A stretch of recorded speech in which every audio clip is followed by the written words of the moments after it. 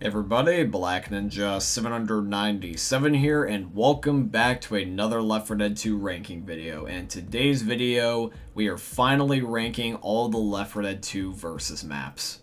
I've spent the last several weeks playing versus mode again with not only my friends, but also with random players. And I have been re-experiencing all the good and bad qualities about this game mode. I have experienced clutches, fails, raging, rage quits, people talking in chat and being jerks, people being very nice and being uplifting in chat. I have experienced some moments where I end up goofing up and doing something funny. I am experiencing things where I did something awesome and I got to show it off. And all that is going to be presented here throughout this video. Now, I also wanted to mention this because I thought that this would be important when it comes to this video, is I have to address that I consider myself a casual versus player. I predominantly play the Left 4 Dead single player and also the other single player modes such as survival mode. I barely touch versus on a regular basis. So this very list throughout this video is going to be from the perspective of someone who considers themselves a casual player. So with all that being said, I am now going to take all the 14 maps that are available in Left 4 Dead 2 and ranking them in accordance to how I believe that they play from worst to best in versus mode. So everybody make sure that you sit back, relax, grab a drink, grab a snack, take a dump, and I hope you end up enjoying me ranking all the versus maps in Left 4 Dead 2. The worst map in Left 4 Dead 2 versus mode is Coldstream. Coldstream is not meant for versus mode. Period. This map has a lot of elements that make it very challenging and put you in tedious situations. But when you end up making it so that way that you're playing against sentient players who know how the game works and can manipulate certain things to work into their advantage, it makes the map tenfold more harder than it ever needed to be. It is way too biased in favor of the special infected. There is way too many chokeholds on this map, so it feels like you're getting attacked by Batman every 5 seconds. And the map also has way too many dynamic events and parts of the map that go out of their way to kill you, in addition to the special infected already doing it. So survivors are being double teamed at any given moment. Now, if you like playing as a special infected, you're going to have a field day with Coldstream because there is so many insta-kill spots on this map.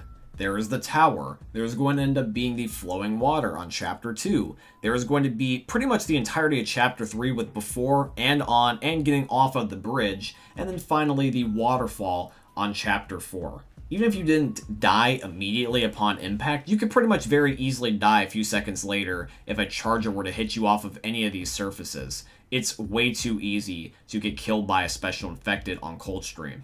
And if you don't believe me, just look at the public versus queue.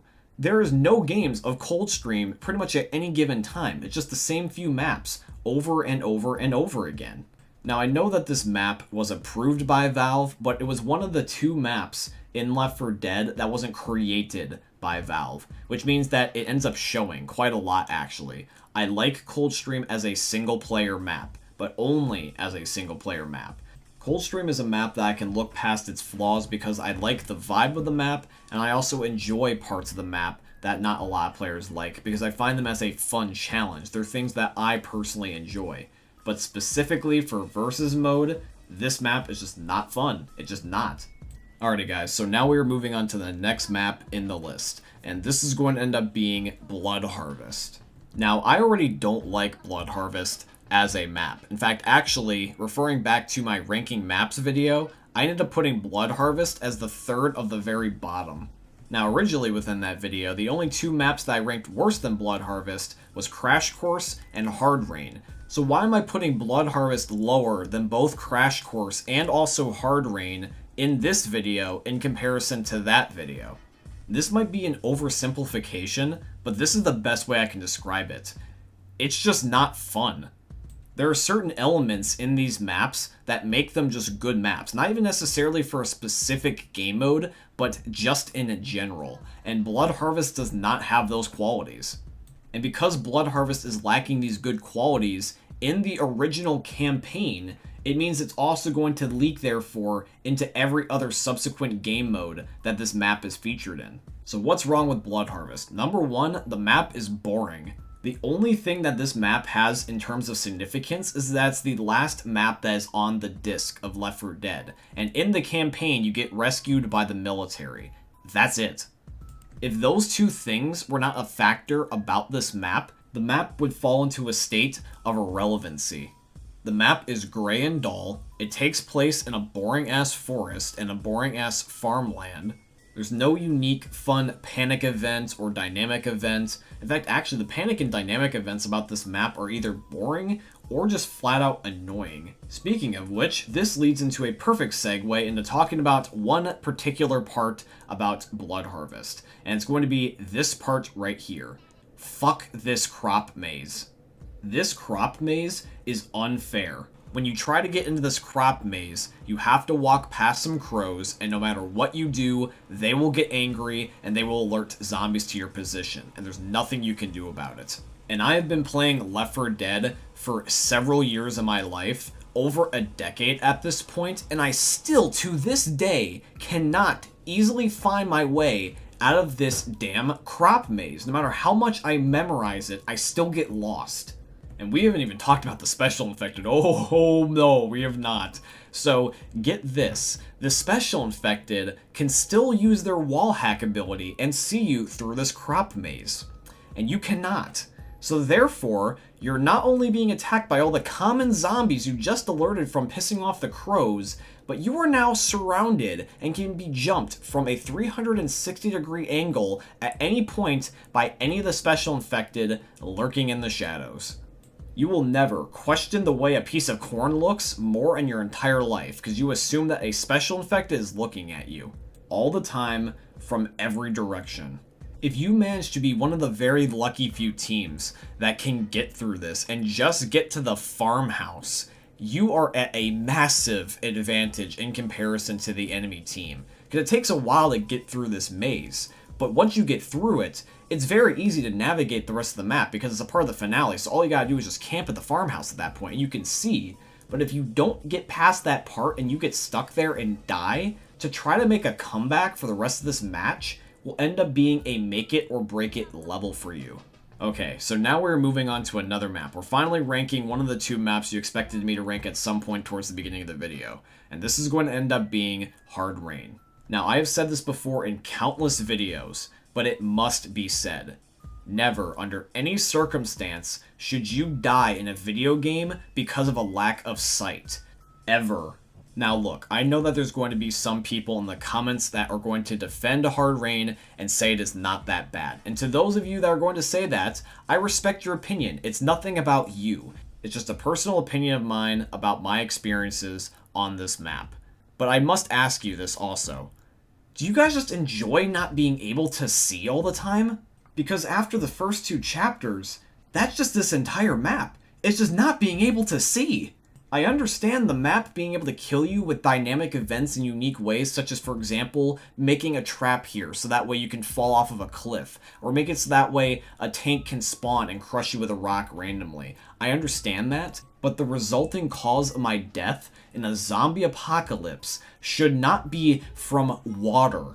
There is nothing more infuriating when I am playing on this map and all of a sudden the game wants to create a rainstorm and I cannot see more than 2 feet in front of me. You know that old saying, I could beat you with one arm tied behind my back? I don't think it would be as menacing, nor would you be as confident if you said, hey, yeah, I can beat you with half of my vision. And this is critical to keep in mind, is that the special infected, even though that they end up having the same rain pixels falling on their screen, they end up having wall hacks. They can see you through walls, so they know where to spawn to be able to line themselves up despite the rain and be able to get you, because they don't need to live long, they just need to live long enough to incapacitate you or handicap you, so eventually you will die.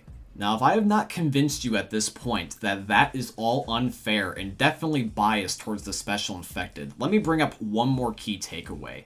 The sugar mill. You guys remember the sugar mill, right? The place where it's infested with witches? And also, I also need to remind you guys, the special infected can make the witch angry early. They just have to scratch her when she's looking at you, and she will attack you preemptively. Now imagine if there was 4, 5, or even up to 6 witches all at once in a given area. That's enough to get an instant team wipe if you have an enemy team that is smart enough to do that. Now, yes, I understand that players are smart and they have adapted around this idea. They've been playing the game for years, and not every special infected is going to be able to pull off some sort of epic play with one of the Wandering Witches. I get that. And even if they did, it would be an epic play, and it would be really rewarding to get. But it's still annoying to come up against as a surviving player. It frustrates me to no end because this encourages players to camp instead of going and attacking others. You're waiting on the witch and letting her do the work while you just sit there and wait and left click over and over again. Pretty much the only reason why that Hard Rain is ranked a little bit higher than both Coldstream and Blood Harvest is because of map design. Hard Rain has a slightly better map design than both Coldstream and Blood Harvest because it's more open. It's less likely that you're going to die at a choke or also die from something that's unfair. Coldstream has too many chokes and dynamic map events that will kill you without you really even doing anything wrong, and that's not going to change. That's why it's at the bottom. Blood Harvest is boring and also is very inconvenient at certain parts, such as the crop maze that we talked about earlier. Even though Hard Rain is annoying with the rain, it's more of an annoyance, not a hindrance. In fact, actually, I've done this before in a prior episode of Myth-Busting Mondays a while back, where I found out if you tweak one of the settings, you can actually disable the rain effect in Hard Rain. Therefore meaning you can see. But I shouldn't have to do that every time I play Versus if I want to play on this map with a slight advantage. With video games, I want to test my skill, not my patience. Okay, rant over. So now we move on to another map that I don't particularly care for, but I'm honestly surprised that it was higher than these other prior three. And this is going to end up being Crash Course. So this is probably going to be one of the last few maps that I'm really harsh on because, well, I mean, we pretty much know already what Crash Course is and what I'm going to say. Crash Course is in a weird conundrum where it's both way too long and way too short. It's one of two maps in the game that is 2 chapters long. There's a beginning, and then there's also a finale. But the thing is from safe room to safe room and destination to destination, it takes way too long and could have very easily been at least 3 chapters, if not possibly 4, for the entire campaign. It's already been proven before that Crash Course has been a rushed map on Valve's part, and it shows within the gameplay. The map does not feel finished. From both the perspective of the survivors and the special infected, it takes way too long to kill the other team or to survive the other team. And when you finally do make it to the safe room, you only have 1 more chapter, and then the game is just done. The entire game is 4 rounds. 2 rounds as a special infected and 2 rounds as a survivor. And then the game goes back to the main menu and you have to start all over again. And I also need to mention this because this is also important, is that for console players, you have to still pay for the Left 4 Dead DLC in order to end up playing on it. And the DLC has a problem right now where you can't exactly purchase it, and you have to go through a weird means in order to get it, which if you want to figure out how to buy the Left 4 Dead digitally and also how to be able to get the DLC digitally, make sure you check out this video right here. But the DLC costs money and it's problematic. And so let's just say that you have Crash Course. Let's say you bought it before this DLC purchasing thing became a problem. But for other players, let's say that they still have this said problem. If let's say that you and your buddy wanted to play on Versus mode, or let's just say you and your buddy wanted to play on just like, let's say Crash Course just in general, not even necessarily for Versus mode, let's just make it easy and just say you want to play Crash Course in general. Let's say you need an achievement or something. You can't play that map if their DLC is glitched. And in Versus mode, circling back to it for a second, you need to have a minimum of 2 people to even play the game mode. So if nobody ends up having the DLC right now, because let's just say the DLC is not working, or if it's just also just a bad DLC, which Crash Course is, it's almost impossible to find a lobby for a public match. So Crash Course has not only got its map design working against itself, but also uncontrollable real-life events working against itself. You might not even be able to play Crash Course even if you wanted to, which is just funny because this map is so bad that even if you did get it, I doubt you would even find a lobby. Okay, so now we are moving on to the passing campaign. Now, the passing is only slightly longer than Crash Course at 3 chapters instead of 2, but 3 is still better than 2 in my opinion. Now, with the passing campaign, this campaign is not the best, and it's also not the worst. But what I don't like about the passing campaign is, once again, it suffers from some prior elements that we've already addressed throughout this video, sprinkled in throughout this map. This map has really annoying chokes. It also is very boring at times. And there's also rain occasionally that appears on this map for literally no other reason other than saying that there's a second map that has rain. And finally, the map is too short. I believe that a Left 4 Dead campaign for versus mode should end up being about 4 or 5 chapters, because then it lasts about 8 to 10 rounds, which is like an hour-long game. The passing is not nearly as annoying or frustrating as the other prior 4. In fact, I would say that Crash Course was like the last bad map. This is like the beginning of the mediocre or okay maps, like in the middle area. And the reason why is because this map has a little bit of annoying stuff from the other prior 4, but nothing explicitly doubled down on or annoying in its own right. And now moving on to another map that is very similar to the passing but slightly better, this is the Sacrifice. The Sacrifice is once again only 3 chapters long, but doesn't really end up suffering from nearly as much BS. The map has slightly less chokes than the passing version. The map doesn't end up having rain, thank God. And then also, finally, the Sacrifice is just a much more entertaining map to play on. The story and the ambiance alone make this map entertaining and immersive for me. Because, eventually, at the very end of the campaign, the Sacrifice will end up having a sacrifice take place, where a player must end up putting their life on the line in order to save the betterment of their team. Now, this puts the survivors in a very interesting circumstance because, sort of indirectly, they are trying to lose to try to win. They have to go out of their way to actually kill themselves in order to end up beating the game, which is kind of backwards for this game mode, because you're trying to survive to win, but for the Sacrifice, you have to die to win. And actually, you're put at a disadvantage here because you have to have at least a minimum of 2 people survive up to a certain point on the finale, otherwise you will lose. Because in order to beat the Sacrifice campaign, you must have a minimum of 2 people on the bridge at the very end of the game, so one person can stay up there while the other goes and sacrifices themselves. So this makes the survivors have to adjust their playstyle, where they're surviving for a certain point throughout the entire campaign, and then at the very end, they have to end up, in their own way, getting themselves killed so that way their team can win. And they also have to have more people by the end of the game live, which means that they're also at a player's disadvantage. And if you play the Sacrifice campaign with bots, good luck to you, because there's no way you are winning. Okay, now we are moving on to Death Toll. Now, Death Toll is a mid map, in my opinion, still. I don't think we're quite at the really great maps yet, because when it comes to Death Toll is just okay. It's not exactly a bad map. It doesn't really suffer from anything really annoying, honestly, other than one part of a specific chapter, which we'll get back into later. In terms of fun, though, the map is enjoyable. It's 5 chapters long, which means that's also going to end up being 10 rounds, because you also have to play as the other opposing team. I believe the 3rd chapter with Church Guy and the finale with the Boathouse are some of the most enjoyable chapters that you can play in all Left 4 Dead.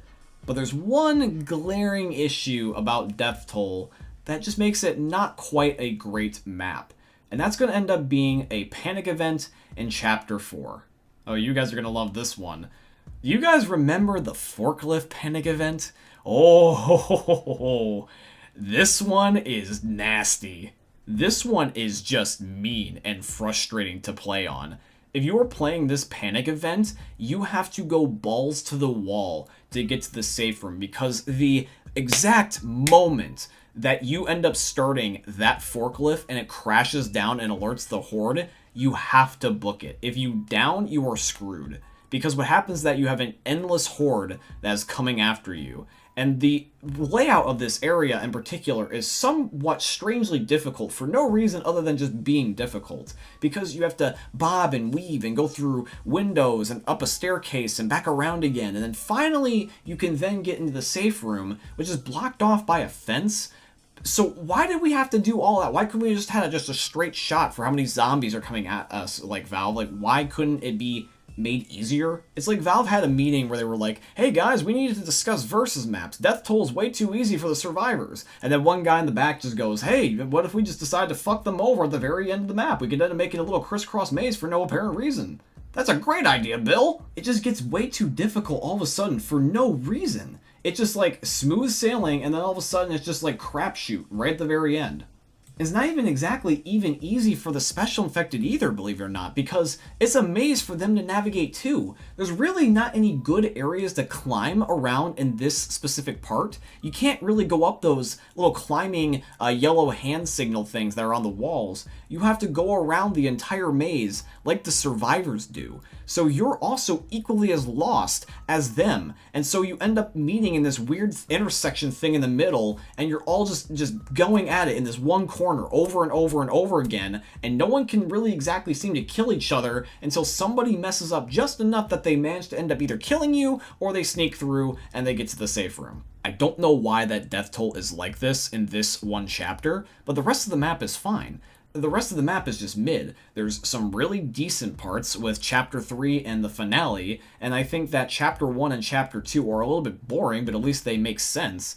And then Chapter 4, for some reason, there's this weird shift all of a sudden, and the difficulty just spikes for no apparent reason, and I just think that that's just very weird and kind of uncalled for, in my opinion. Okay, now we have The Last Stand, and thank God that this map was good. Now, The Last Stand is still placed with what I would like to call the mid category. The map is not fantastic by any means, but it's a lot better than the other ones that we have played, significantly so. The main thing that it suffers from is that it's short. It's once again 2 chapters long. The only other map being 2 chapters is Crash Course, but The Last Stand plays so much better than Crash Course does, and any of the other maps, because it just got good gameplay design, good layout, good everything.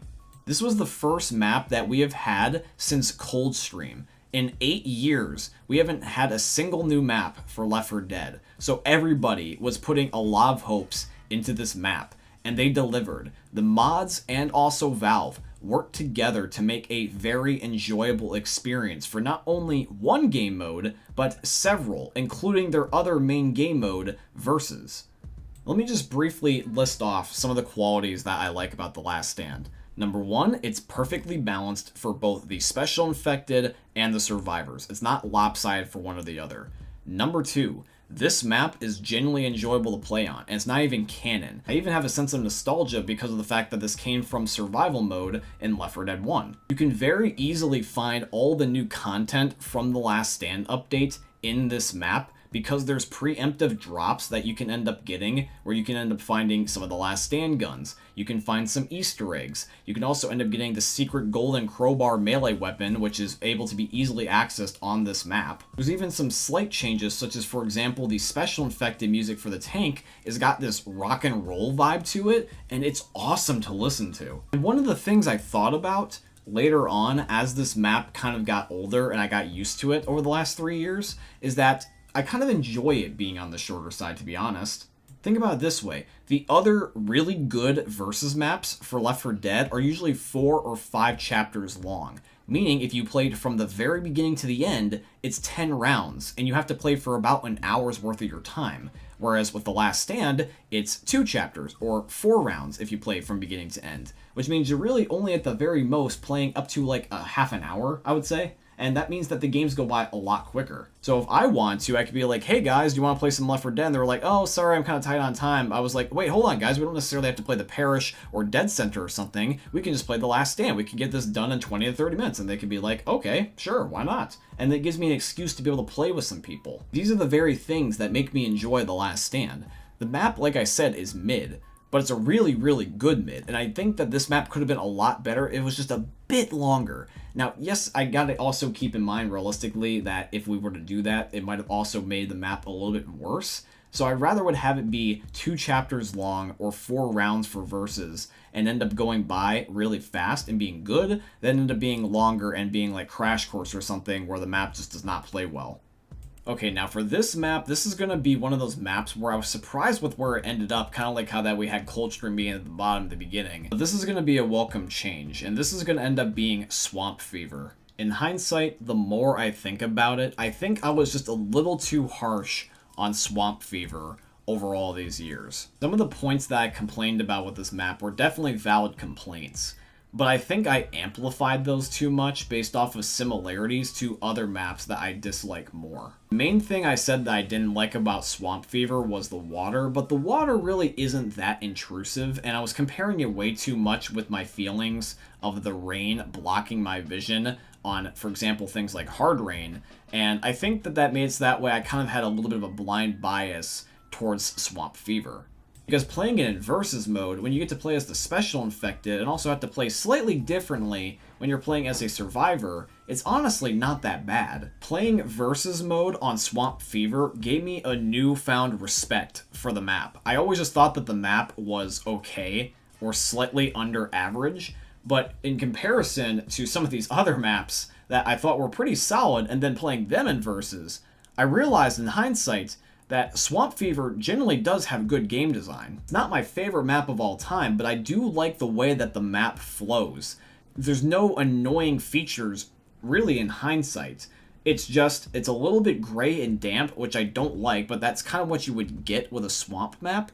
But now I'm starting to appreciate it more and think of it as one of the scarier maps in Left 4 Dead 2, because most of those were in Left 4 Dead 1. And Left 4 Dead 2 really doesn't have any creepy maps other than 2 of them. And one of them is Swamp Fever. I've always, for some reason, had this unsettled and kind of like uncomfortable vibe while playing on Swamp Fever, and I can't exactly pinpoint what it is. I just feel like that there's always just something looking at me. It might be just a random zombie hillbilly that's looking at me in the distance, but I don't really know why. But for some reason on this map, no matter when I play it, at any point during the day or at the night, I just feel uncomfortable for some reason. But it's enough of a discomfort that it makes me immersed in the gameplay and not something that I just strongly dislike as a gameplay mechanic. It gives me that satisfying on-edge feeling, like, for example, when you're listening to a scary story. I don't know exactly why I like it, but I kind of like the unknown to a certain degree, at least a little bit. And when you're playing as the Special Infected, this map is also fun. There is some fair and really rewarding kill spots that you can get. For example, the most infamous one you could probably remember is going to end up being the Charger slamming you right into the swamp water. And the finale is something that I really enjoy. There's something satisfying about when you finally get past all the swamp water and you can walk on solid land again, and you're at the plantation house, and you finally are able to call rescue with Virgil, who's one of the best NPCs in the entire game. Swamp Fever is like a story development, honestly. You have gloomy beginning, where you don't know where you are, and you're recalling the events of the prior map. Then you end up having it where that you're slowly leading up to a climax where you're building up more and more and more optimism and hope, and then you finally get out of the swamp and you're more rather onto solid land, and you see the plantation house and you end up hearing a voice, another person other than yourself, with Virgil, one of the best NPCs in the entire game, and you have genuine hope that you will actually survive this. And keep in mind, the finale, the plantation house, is difficult. You really have to work for it because there's no genuinely good spot inside or out. So when you finally see those gates explode and you see your friendly neighborhood hillbilly Virgil, it's an amazing feeling, and you just book it to the boat and you either win or lose, and it's a really, really satisfying ending to a little bit, I would say. You know what? I'm going to say it right now. Swamp Fever is honestly underrated and is a pretty decent map in my opinion. I would say that this is the very end of mid / the beginning of decently good maps. Swamp Fever, honestly, after all these years, I think it was a little too harsh to you. I think you are a genuinely good map. Okay, everybody, the final 5. Coming up next on the list is going to be Dead Air. Now, the reason why I put Dead Air so high up on this list is not just because I like the single-player version of Dead Air. I just genuinely think that out of all the Versus maps in the entire list that we've gone over so far, none of them have really had that oomph factor, other than maybe Swamp Fever because I just gave it to it. But like Swamp Fever, I'm still like kind of on the fence about because that recent decision was new. So I'm going to say that the first one I know definitively is a really solid map for Versus is Dead Air. Dead Air is 5 chapters long, has really good map design and gameplay, it has really good flow, and the map is not exactly easy, but it's not exactly hard either. I feel like I'm playing single player if I was on one of the higher difficulties such as advanced mode or expert. All I just have to do is be a little bit more careful, and then occasionally I get to rotate and play as a Special Infected. Overall, the game mode doesn't impact the map that significantly, and I just feel like I'm playing a slightly harder version of the normal campaign. See, and that's what should happen. All these other campaigns played significantly different when you're playing with sentient enemy players. But Dead Air and then the other remaining 4 just play like a normal campaign. The game mode doesn't impact the map so drastically that all of a sudden becomes a difficulty spike or becomes a problem. Instead, just makes the map feel more inclusive and allows more people to play together in a lobby. Instead of playing with a team of 4, it's a play session between 8 friends. I gotta respect Dead Air for that. Well, I will say, Dead Air, I would really appreciate if you just didn't set up the metal detector all the fucking time. That would be a nice bonus. Okay, next is going to be Dead Center. Now, Dead Center is one of my personal favorites. This is one of the very first maps I ever played in Left 4 Dead, and it's a really good map for a variety of different reasons, including versus, especially all the fun spots that you can have for interaction. Not even necessarily insta-kill spots, but just these really well-designed, they're almost like mini battle arenas, where there's certain parts of a map where I can see, like, yeah, I can see why that they decided to make this. One of the few day maps in Left 4 Dead, so it's extremely vibrant and very beautiful to look at. I love the way that the map feels. The map plays great. It's very well balanced for both special infected and survivors, but they both have their own equal opportunities for regularly high-skilled gameplay moments, where, for example, the most infamous one that everybody knows if they play Left 4 Dead, the very first chapter on that windowsill. That little windowsill where a charger can just insta-kill you and run off the entire building with your corpse is one of the most satisfying things you can do. And as a charger, you can eliminate the entire team that way. If you get a collateral effect, you will kill everybody. It's so satisfying to have happen. It's even kind of fun, honestly, as a survivor, because you get that, like, it's such a famous spot that you anticipate it. You get the mild anxiety, but it's kind of fun because you're like, ooh, I wonder if I'm going to die today or not. It's funny. You actually anticipate it in a good way. It's like, ooh, am I going to be able to get the play here and survive? Or am I going to get the play here and kill this guy? You don't really know. It's always a coin flip, and so it's kind of exciting. It's a fun map. It keeps me entertained. It keeps me on my tippy toes. It makes me have to think. I like things that make me have to think because I very easily can get distracted, and I like how that this map keeps me engaged. It makes me focus on the current goal, the current activity. And I'm not thinking of something from the past or the future. I am in the now. That's what life is. That's feelings. That's immersion. That's being in the moment. And this map creates that for me on all fronts. I love Dead Center. Okay, guys, for the next map, this is going to be one of my all-time favorites, Dark Carnival. I love this map. I also love it in versus too. Now, although I love it a little bit more in single player, but it's still a really damn good map. This map is fun. It's fun, it's vibrant, it's balanced, it's also chaotic at the same time. It's a perfect mixture of the chaotic and balanced nature of video games, where sometimes it's just bullshit and it's fun because it's bullshit, and there's also some times where it's really, really neck and neck and it's a really close game, and it's actually too balanced at times where you just kind of have a game going on and on and on forever, and nobody's gonna lose, so it goes on for like 30 minutes unnecessarily. Talking about this map for hours, but the main takeaways is that I love how that it's a 5-chapter map, so it goes on for decently long. There's no BS gameplay mechanics other than just the fact that it's just difficult at times. The game doesn't kill you from the environments. The game doesn't kill you from BS random logic with the spawns, or the fact that the special infected or the survivors get a one-way advantage. The game is balanced in terms of your skill level. There's tricks that you can perform where you can end up having little shortcuts that you can make as both the survivors and the special infected. You can use gameplay knowledge to be able to unlock secrets that you wouldn't have actually known before. You can end up taking so many different approaches on Dark Carnival and still be victorious at the end of the day if you know what you're doing. The map is variety driven based off of your skill. When the map exceeds all expectations, when you end up making your own fun. When the gameplay isn't even necessarily mandatory anymore, it's just a template for what you can come up with. That is what gameplay is all about. Freedom. I didn't have to look at all my old videos to know that Dark Carnival is one of the maps that I play the most in Left 4 Dead. I can play any game mode that I want and it would work on that map. It doesn't have to end up being map specific for what I do in Dark Carnival. I can just do anything. The knowledge that I've gotten from Mythbusting Mondays, I can end up testing a whole bunch of cool gameplay mechanics. I can use different mods on there like Rayman, still have it functionally work because the map is just a great enough sandbox that really any game mode functions on it well. Dark Carnival is a template for good game design, and that's why it's fun, is it works with pretty much anything that you can think of.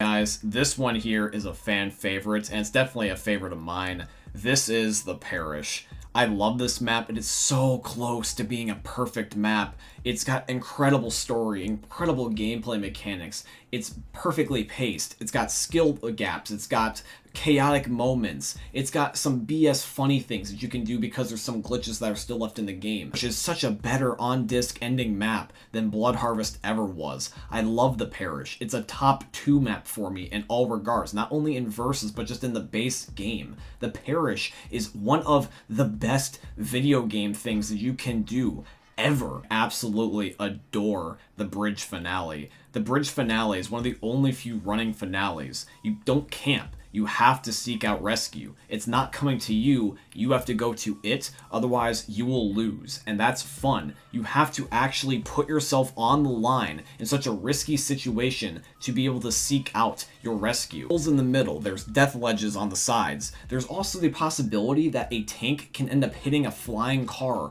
towards your face, and you will have to either duck it, jump over it, or just take the hit, because it's such a cramped ass, narrow bridge, and it's just an intense fight the entire way through. I feel like I'm in a boss battle. So much adrenaline pumping through my veins, especially at the very end, right after I defeat the tank, and I see the text saying, "Rescue has arrived, get aboard," and there's that infamous music playing, and you're just booking it to the helicopter, and you still are not entirely safe, because when you jump down, there's so many spawns that the special infected can take, so the survivors normally are not completely scot-free yet, and so these special infected are camping there, and they're waiting for you. You'll have a jockey and a hunter just like ready to pounce you at any second. They're ready just to stick the landing. You don't know who wins until the game is over. Versus Left 4 Dead on the Parish is one of the best gameplay experiences you could ever have. Now, finally, everybody, at the very end of the video here, we are down to one map left. Map is always playable if you do a public queue for versus.